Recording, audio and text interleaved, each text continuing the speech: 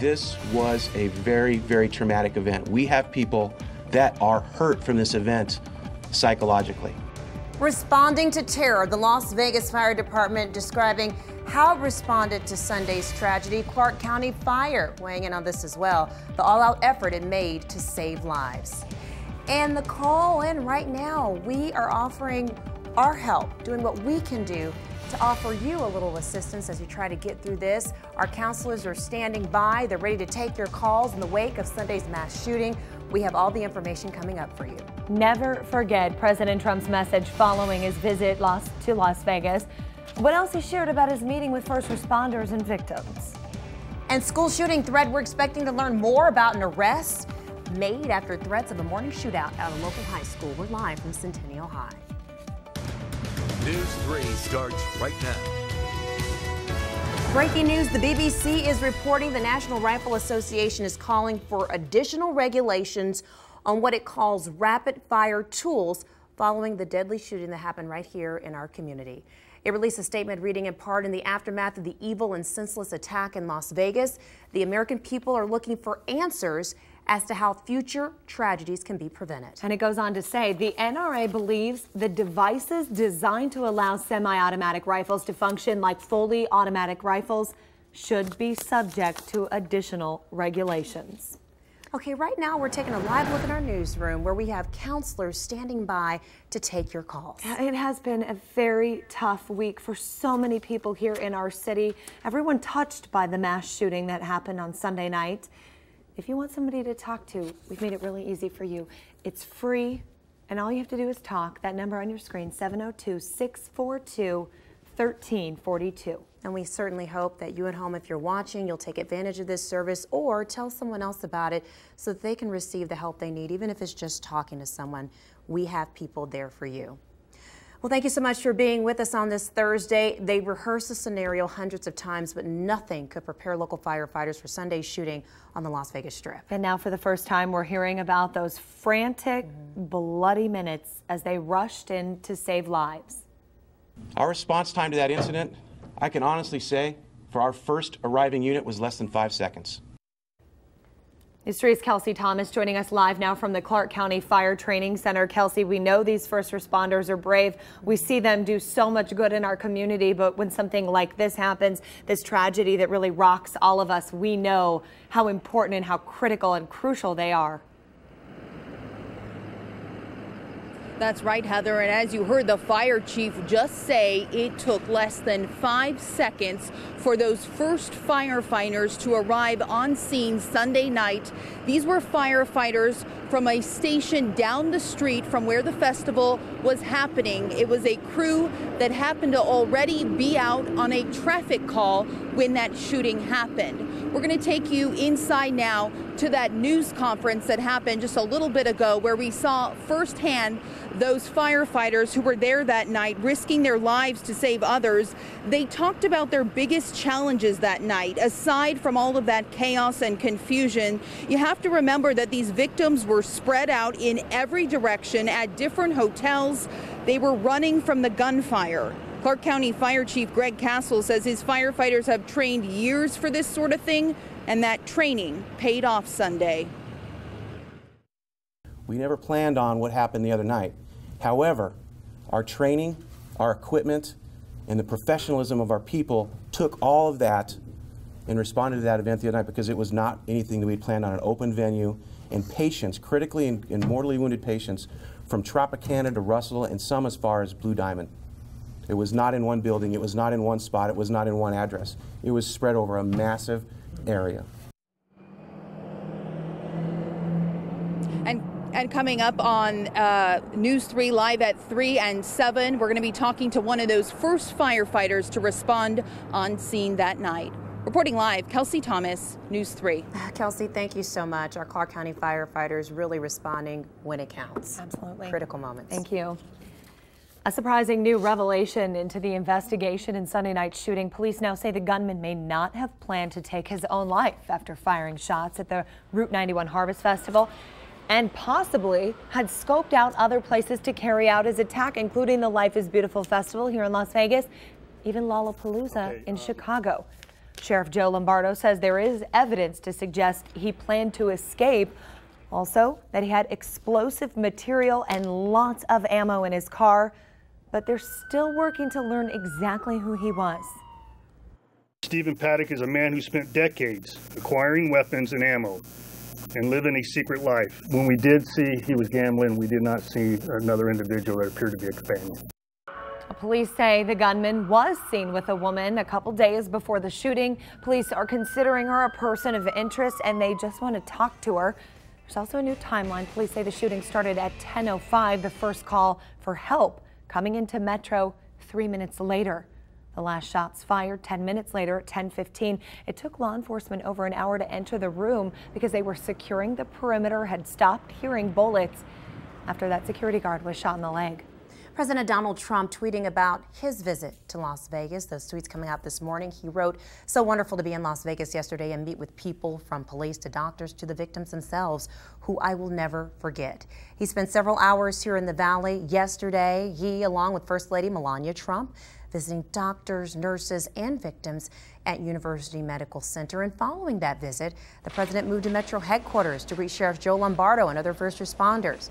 The commander-in-chief saying he's never seen a response like this and that everyone from police to firefighters and all the first responders should be proud of their efforts. I just met some of the most amazing people. We met patients that were absolutely terribly wounded, and the doctors, the nurses, all of the people at the hospital have done a job that's indescribable. Nevada Senator Dean Heller was with the president on Air Force One when he arrived. It was a short but many say necessary visit for a city still healing and knowing that it's not alone. Well, we continue to hear harrowing survivor stories as well as the bravery of so many who helped save lives as bullets were raining down on them. Yeah, one of those heroes, a Las Vegas musician who led a group of people into a walk-in freezer at the festival for safety. He caught this video of the chaos on his cell phone. You can see all of the people there. So many people urging them to get down and take cover. That shooter at that time firing just a barrage of bullets from Mandalay Bay. I don't know how long it is. It's not very long. And I'm like, this is not where I want to die. And a police officer yells at me, this way, this way. And he's sweaty and he's screaming. And what we run to is a body, a body, a body. And we're running past it. It is hard to hear. Brian Hopkins says once they stopped hearing gunshots, they just kept running until someone could pick them up. Well, the message Vegas Strong has really become a rallying cry for unity and strength in this community. Now that message is going to be seen on some fire trucks. The Clark County Fire Department was there side by side with Metro police officers during the shooting and in the aftermath. Now the units will be driving around with the hashtag so many are using during this very difficult time. Hashtag Vegas Strong. Just another sign of solidarity among so many, bringing the Valley together in the face of this tragedy. And if you would like to help, and so many of you have done so already, and we thank you, please keep the support coming. The Las Vegas Victims GoFundMe page is still taking donations. It's grown now to more than $9 million. Just amazing. The goal now has inched up a little bit more to $15 million.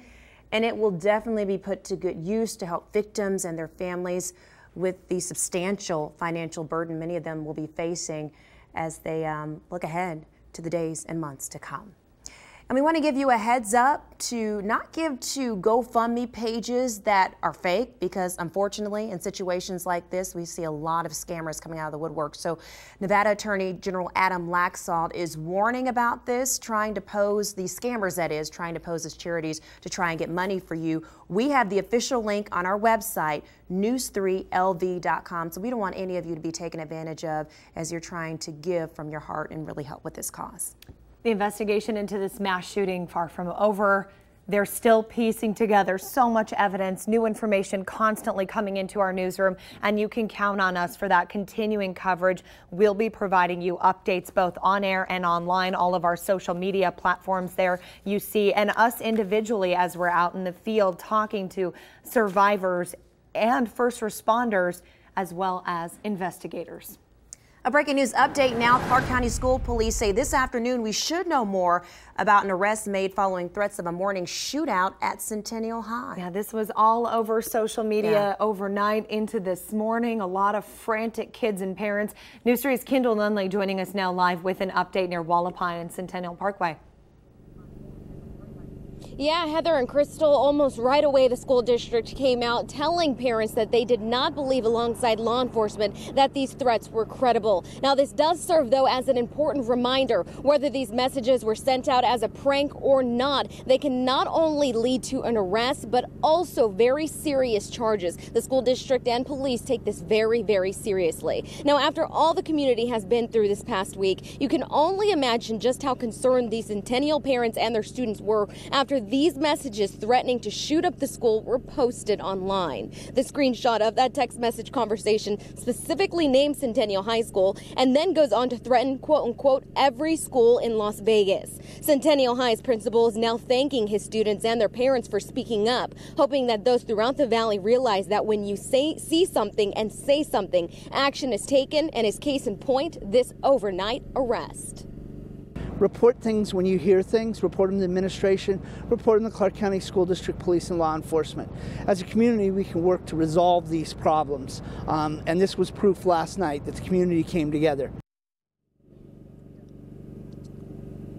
Now, we are expecting an update from CCSD police a little bit later this afternoon. We are currently asking them exactly not only who this person is, but their connection to the school. We also want to know the details of how they were able to really pinpoint who that person was. We'll have all those details for you throughout the day right here on News 3. A live report from me will be coming up at 12:30. For now, reporting live from Centennial High School, Kendall Nunley, News 3. All right, Kendall, thank you. Great job digging and trying to find as much information as you can for students and parents. Really alarming.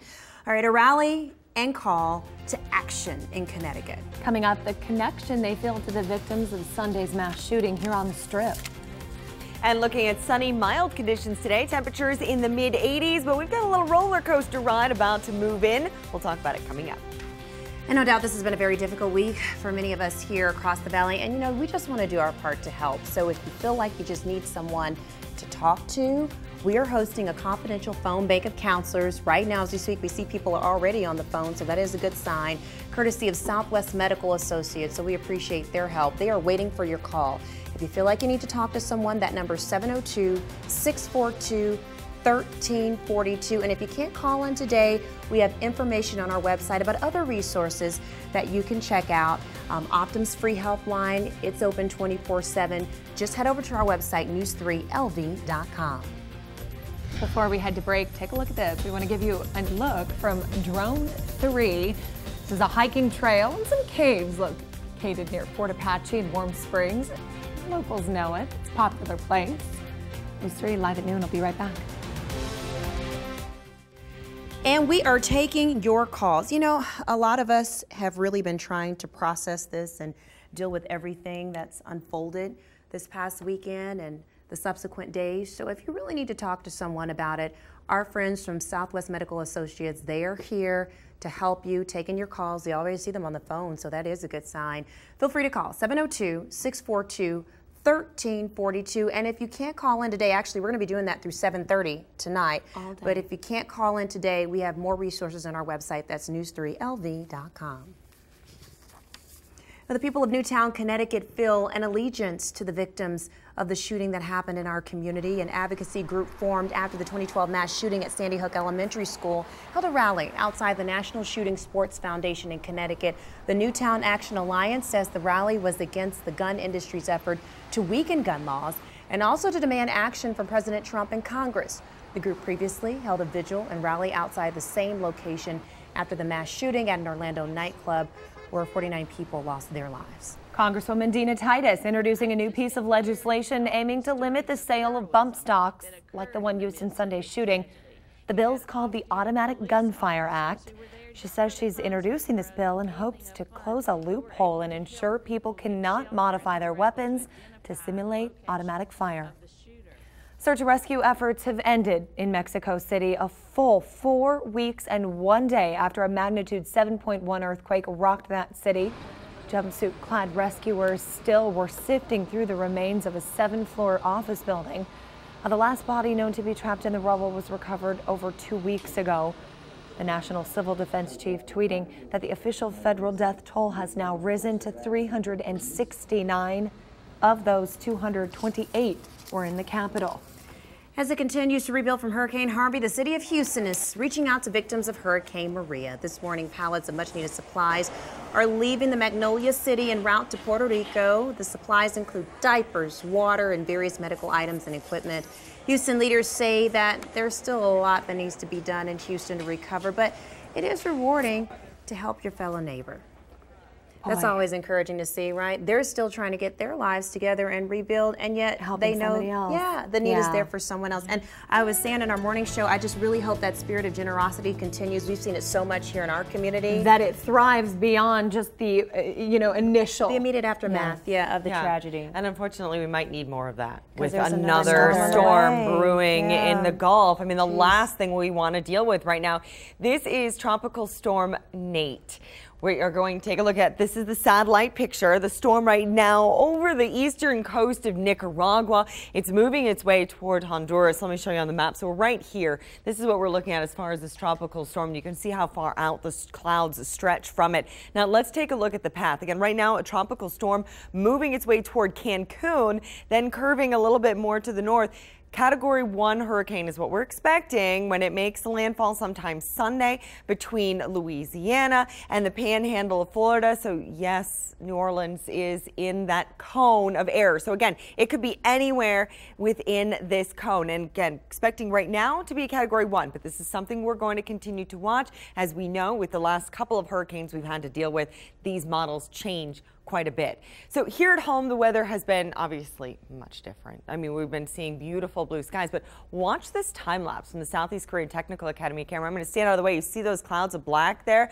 That was that fire burning toward the Moulin Rouge. And because we have no wind, it just kind of sat, that smoke. So we were dealing with pretty hazy conditions yesterday. We have a little bit of smoke that we're dealing with in the air today. Temperatures. Summerlin and Lakes, you're at 78 degrees right now. Paradise coming in at 79. Sunrise Manor, 81. So if it wasn't for the iffy air quality, it'd probably be a great day to have lunch outside. Maybe if you're in the outskirts of the valley, probably a little bit better for having outdoor dining today. Now, satellite radar picture. Got a lot of active weather here in New Mexico, the northeast corner of our state, a little bit of some rain there. Here at home, everything's quiet. Sunny skies, that's the way it's going to stay at least till the end of the weekend.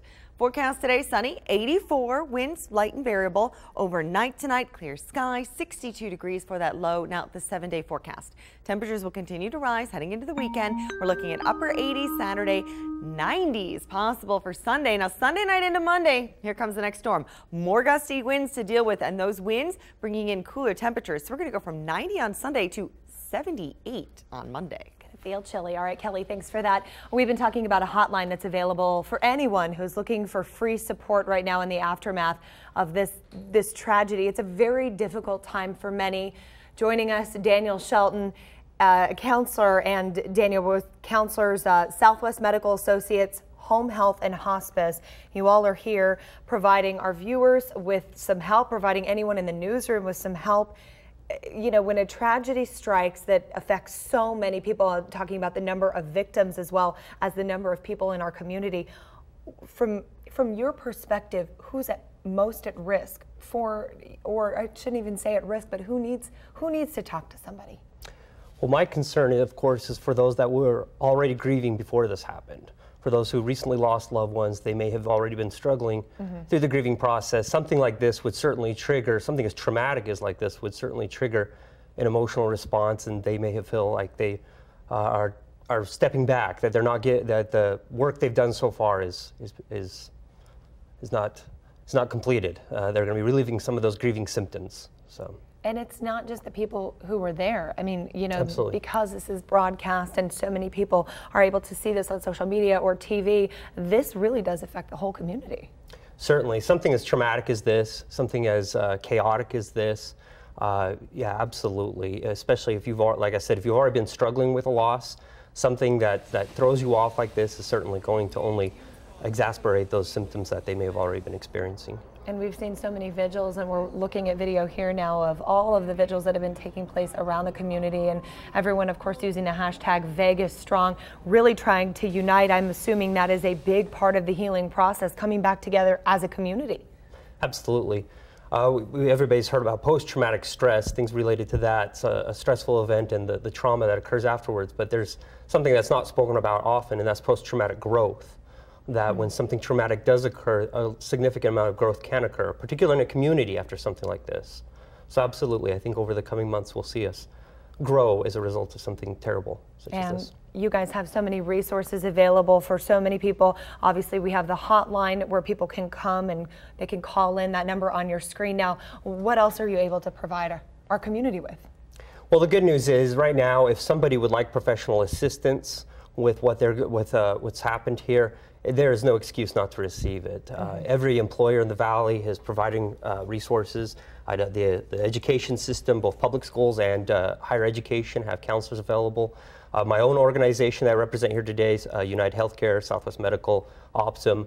We have set up an emotional support helpline 24 hours a day, 7 days a week. We'll continue to remain open until no longer necessary. Often people will ask me, they think they don't really need to talk, and my response to that is, why not? Why not just chat? Why not? Maybe we'll talk once and we'll have a nice chat.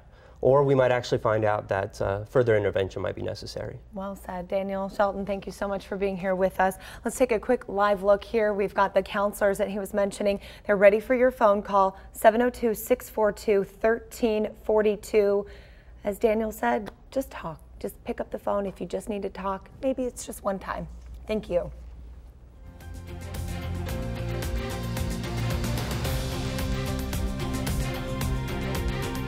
Devin Funchess has seemed to really embrace the physicality of his routes and getting those extra yards. Does that give you a little bit of an enjoyment to see him kind of truck sticking people out there? It's funny to hear a female talk about routes, like. Okay. Oh, wow. Well, I think some people didn't find it too funny. And Carolina Panthers quarterback Cam Newton, he's getting a lot of heat for that, when he said during that press conference. And there's some discrepancy because the team is saying that he issued an apology, but the female reporter says that she went back to the locker room to find him and he has not apologized. So we will definitely see how this all kind of turns out when it's all said and done. Right, another live look from our newsroom as we provide you free counseling if you need someone to call. 702-642-1342 is the number. We'll be right back.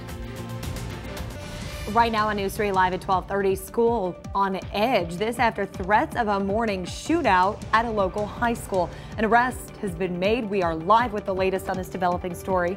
A survivor's story. A local woman shot twice during Sunday's mass shooting shares her chilling account of the struggle to survive. A fallen officer honored. Police asking the community to pay tribute to the officer who gave his life while helping others during Sunday's strip tragedy. News 3 starts right now.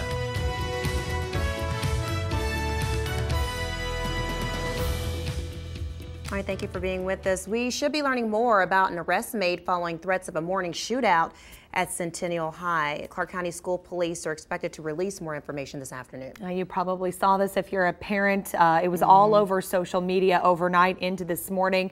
News 3's Kendall Nunley joining us now with an update. This really causing concern among the community. Kendall? You can only imagine, especially after the week that we've been here locally, but we can tell you at least a big update from law enforcement here in Las Vegas. They say that they have a person in custody as of this exact moment this afternoon, connected to those threatening messages that were sent out to another student and then spread along the entire World Wide Web when it came to at least that online social media interaction. Now, a big update as well. This was really reminding people at home.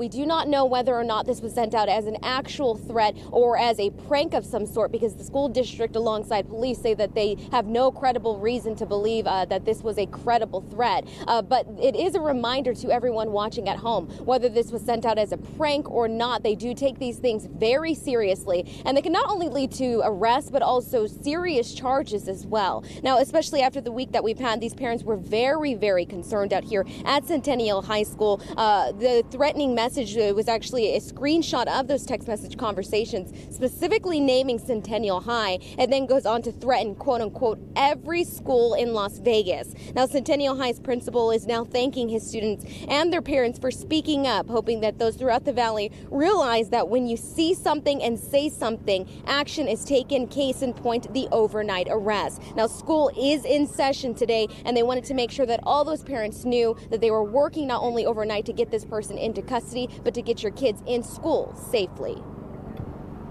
All threats made against schools will be turned over to law enforcement for investigation, and making threats against a school is a serious crime. And that was actually the auto message that was sent out to parents across the entire valley. If you have little ones in any CCSD schools, you probably got that message today. All you need to do is be signed up for those audio alerts whenever there is an incident. Once again, that message guaranteeing that a person was taken into custody in connection to these threatening messages that really made their rounds on social media. Now, we are expecting an update from CCSD police about the specifics of how they got this person into custody. Also, my big question to them, if they had any sort of connection to the school, were they quite possibly a student? We will try to get those questions answered for you throughout the day right here on News 3. We are expecting once again an update from CCSD police sometime this afternoon. Reporting live from Centennial High School, Kendall Nunley, News 3. Kendall, always digging. We appreciate it. Thank you for that. We got some new information about the gunman who carried out Sunday night's deadly mass shooting. Police say he may not have planned to take his own life after firing those shots at the Route 91 Harvest Festival, and possibly had scoped out other places to carry out his attack, including the Life is Beautiful Festival here in Las Vegas, even Lollapalooza in Chicago. Sheriff Joe Lombardo saying now there is evidence to suggest he planned that escape. Also, we know that he had explosive material and lots of ammo in his car, but they're still working to learn exactly who he was. Stephen Paddock is a man who spent decades acquiring weapons and ammo and living a secret life. When we did see he was gambling, we did not see another individual that appeared to be a companion. Investigators saying the gunman was seen with a woman just a couple days before the shooting. Police are considering her a person of interest. They just want to talk to her. They're calling her a mystery woman. There's also a new timeline. Police saying now that the shooting started at 10:05. The first call for help, it came into Metro 3 minutes later. The last shots fired at 10:15, but it did take law enforcement over an hour to enter his room. They were securing the perimeter after a security guard was shot in the leg, but they do remind us that they had stopped hearing gunfire at that point. We've all heard harrowing, at times heart-wrenching stories from people just grateful to have made it out alive on Sunday. And this morning during Wake Up with the CW on our sister station, we sat down with a local woman who was shot twice. She shared her struggle to survive and what she went through on that night, and then also the people that stepped up in a big way to help her. She feels ultimately helped save her life. Lexi Pettis is her name, and here's her story. When it all happened, I kind of just, with all the commotion, I blacked out. I don't remember anything until I'm running and I look down. That's the first thing I remember, and I see my arm. Right. It's just like gushing blood, and I'm like asking people, I'm like, help me, help me. And I must have been one of the first people to have been shot, because people were looking at me like, why are you running? Like, what are you doing? Like, looking at me like I was crazy. And then eventually everyone else starts realizing what's happening and running. And I ran up to a random guy sitting in the chairs that you can have out there. And he like looked at me and he just grabbed me, and a bunch of people were going into the Budweiser trailer, and he pulled me into there. And people started to help me. I want you to talk a little bit about, you know, your thoughts with regard to all those people who came around you and helped you during that very, desperate situation. I'm just thankful that they did help me, because I probably wouldn't be here.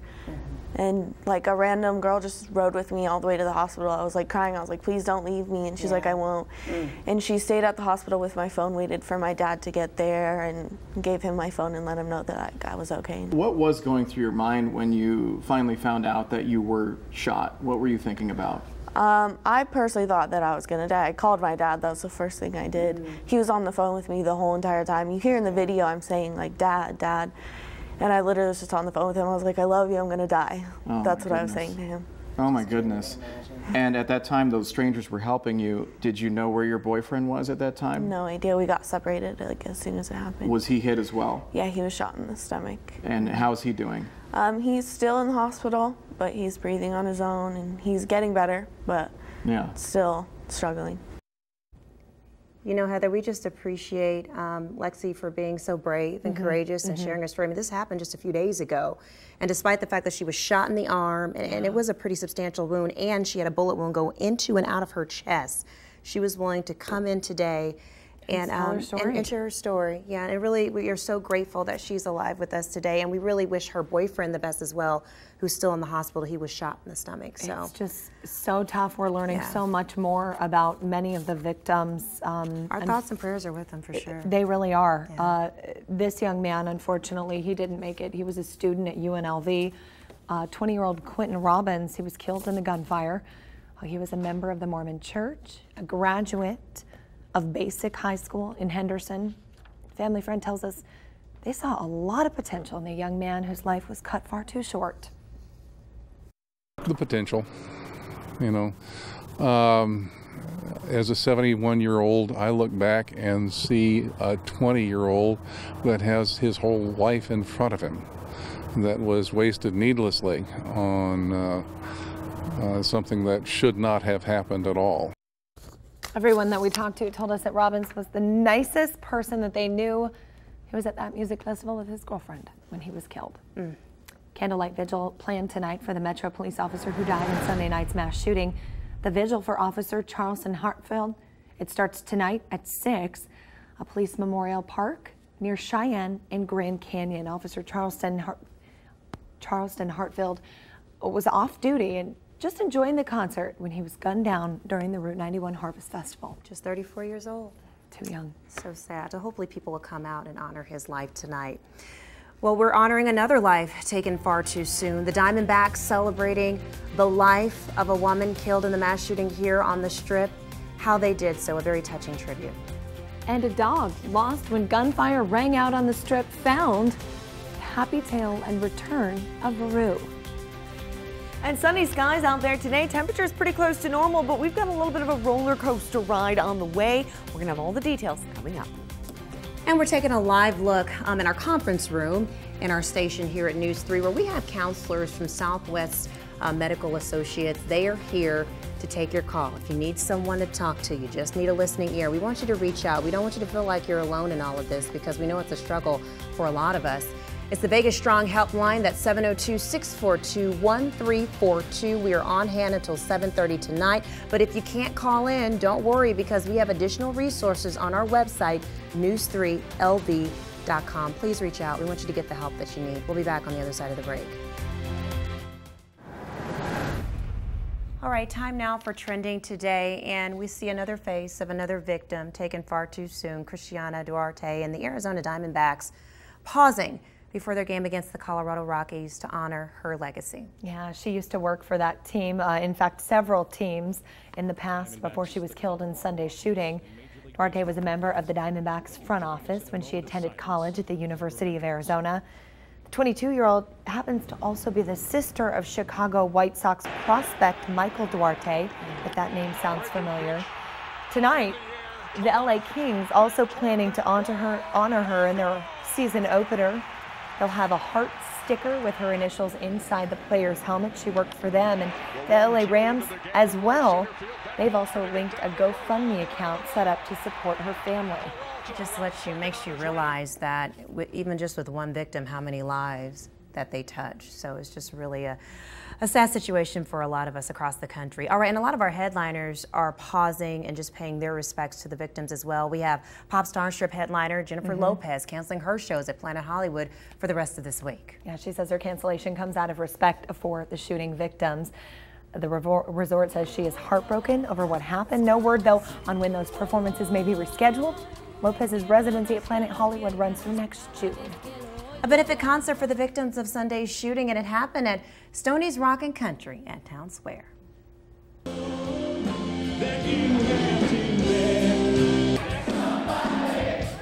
Well, the night started with prayers, the Pledge of Allegiance, and the national anthem. Strangers and friends holding hands and hugging before musicians got on the stage to perform. The headliner, singer Tony Jackson, who says he watched the shooting on Sunday from a distance. He says bringing the community together is a key start to recovery. Hey, and go ahead, Heather. Yeah. No, I think Crystal and I, both being on social media and have received so many wonderful comments from so many people all across the nation wishing their condolences and prayers for Las Vegas and for our residents here as well. There are so many wonderful things people have said about this community, and we know it's happening. So you can find that on our social media pages, and we'd love you to stop by, say hi, and tell us your story. Definitely. And, on our website, news3lv.com, if you would like to share your condolences for the families and, the families of the victims and just, even the survivors and what they've gone through, you can do so by way of our condolences book. It's online. It's on our website, news3lv.com. All right, now we're going to go ahead and take a look at what we're expecting outside. And, Kelly, hopefully we can have a little bit of an uplift with our weather, this weekend, considering everything we've gone through. Our weather here in Vegas, great. And so all these events, vigils that are planned, benefit concerts, anything like that we've got going on this weekend, fantastic. What we're not looking at, as far as bad weather is in the Gulf of Mexico here. So this is Nicaragua right here, Honduras. This Tropical Storm Nate. Yep, here we go again. Take a look at the projected path, though. Clipping Cancun as a tropical storm, becoming a Category 1 hurricane as it tracks its way to the north. Landfall anywhere between Louisiana and the panhandle of Florida at this point. Now, anywhere within this cone of error. And this is expected to be about Sunday morning. So we're going to continue to watch this, continue to track this. But yes, there is a potential for another landfalling hurricane in the United States this weekend, which, of course, as we all know, is the last thing we need. So here is a look outside. This is the time lapse from the O'Callahan Middle School camera today. Blue skies. We had a fire though, and so we had a little bit of smoke that kind of drifted over the valley. We've got a little bit of haze that we're still dealing with. It's a little bit better though compared to what we saw yesterday. We could barely make out the mountains. I think it will continue to improve as we head throughout the afternoon and into the evening. Pahrump, your temperature right now is at 78 degrees. Primm, 81. Boulder City, you're coming in at 77. In the Las Vegas Valley, Aliante, 79 degrees. Paradise 79 as well. Summerlin, you're coming in at 80. So highs only a few degrees warmer than where we are right now. We've got, again, clear skies for the most part, just a little bit of that lingering haze. A few showers in the northeast part of the state. Some more activity, though, as you head toward New Mexico and into Texas. We are expecting sunshine, dry conditions throughout the 7-day period, but we do have a storm system on the way for the end of the weekend and early next week. Highs today, pretty close to normal. Mesquite, 84. Sandy Valley, 80 today. Overnight tonight, clear skies. Winds will be still relatively light. Pahrump, 52 for your low. Boulder City, 60. And the 7-day forecast, mid-80s today and tomorrow in Las Vegas. Saturday, though, upper 80s, low 90s by Sunday. Now, Sunday night into Monday, those winds kick up. Yep, here we go again. And look at the change in the temperatures. I mean, we're talking low 90s Sunday, mid 70s by Tuesday. Yeah, big swing there, Kelly. Happy ending for a California man who lost his therapy dog when shots rang out on Sunday night. For days, he's been living in his truck, searching for his best friend and refusing to go home without her. Yeah, our Reed Cowan, he's been staying on top of this story, and we're so glad to bring you this happy resolution to the story we told you about Rue. Well, he's been found. Yay. Reed Cowan was there for the reunion. That's become another symbol of hope for our community. Where is that dog? Finally, a story of hope. Oh my gosh. Oh, hi, Rue. Rue, the therapy dog, alive, found crouching in a field not far from where a madman's bullets took so many lives. Should be all right now. Ryan Needham and his fiancée have not slept, have not eaten, and have devoted every minute circling the block where so many died looking for their dog. Round and round, circles and circles, and, just following tips from different people and everybody. Tips that came in from hundreds of News 3 viewers on Facebook, on Twitter, and by email. People driving and walking the block with Ryan all day. Finally, 24 hours after our story first aired, we saw her run by as we were talking, and I jumped over the fence. She was kind of running from people, but as soon as I was calling her, I kneeled down and she ran straight to me, right and jumped in my arms. Rue is thin, her nose is muddied, and you can see in her eyes a sense of trauma from her ordeal. but she's alive. No words. Gosh, it's crazy. I'm so glad everybody's in spirits. Maybe it can help, a little bit, I guess. I don't know. Ryan says the people of Las Vegas are some of the best in the world, holding up signs that people made and held up walking up and down the strip to help him find his dog. This moment, Rue's eyes from beneath a pillow, is payback for all the helpers. This dog's a symbol of hope. She's going to be the mascot for Vegas. And we are so glad to have our friends from the Salvation Army with us. You know, when I was outside United Blood Services and all the people were lining up, the Salvation Army was right there handing out food, and also they had their volunteers on hand, because we all know that whenever tragedy strikes, the Salvation Army is right there. So we appreciate you being here. This is Major Cheryl Kinnaman, and she's going to tell us a little bit about, if you're listening right now and you're wondering, how can I help? What can I do? She has all the information for you. And Major, let's get right to it, because I know a lot of people, when I was there, they were bringing cases of water, they were bringing food. So what are you suggesting that they do? Do you still need items, or are you suggesting they go a different route? So right now we are just finishing up at the blood banks. We took our canteen out there because of all the people who were giving blood, and they needed some hydration, right? And they needed some snacks, because many of them stood in line for hours. For hours and hours. Yes. And so we took our canteen, we filled it up with stuff that we had. Great. And went over there, and then things started pouring in. Yeah, I was there. Water, Gatorade, snacks. And it was so much that we actually at nighttime had to load it up in a truck, take it to our Owens campus, and then bring it back the next day, because the blood bank can't house all of that overflow. So right now we are really well off with those kind of supplies. Good. Because those the blood bank, it's calming down a bit. Right, exactly. And so not as many people are coming. Sure. But there are people who want to give, and there's all kinds of organizations to give.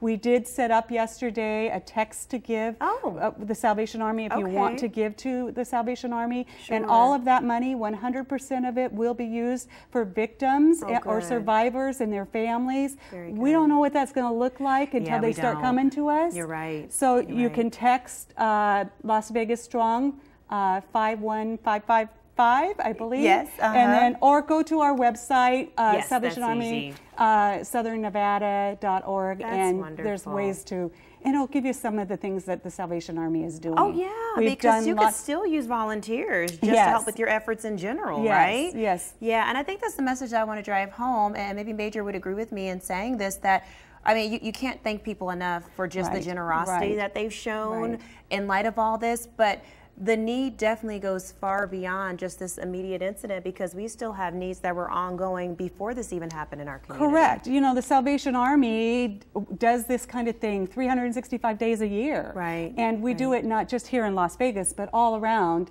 the world, actually. And so when people need something, they need it now. Yeah, they need it now, and they can call the Salvation Army wherever they are, whether they're here in Las Vegas or in Iowa. And we'll put the information on our website, news3lv.com.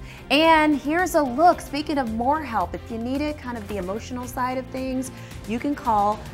Our counselors are here to take your call and give you help. 702-642-1342. Southwest Medical Associate Counselors on hand. You stay with us, we'll be right back. Look at your top stories. CCSD officials say a suspect has been taken into custody after threats made to Centennial High School. Last night, a screenshot of a text message conversation began circulating saying a shooting would happen at Centennial and that, quote, every school in Vegas would be getting blew up. CCSD is reporting similar threats have been made in 5 other states. Here's a look at what we're working on for News 3 Live at 3 today. A new study shows just how distracted we are when we get behind the wheel. The one thing the study says takes our eyes off the road more than anything else. And get ready to pay more if you want to use Netflix, which plans are getting a bump up in price, and it's going to go probably in that direction that you want. And those stories and a whole lot more when you join us for News 3 Live at 3. Before we close out the newscast, let's just take a live look here from our counselors who are standing by until 7 o'clock today to take your calls. Yeah, 702-642-1342 is the number. We'll see you tomorrow. Hope you have a great Thursday.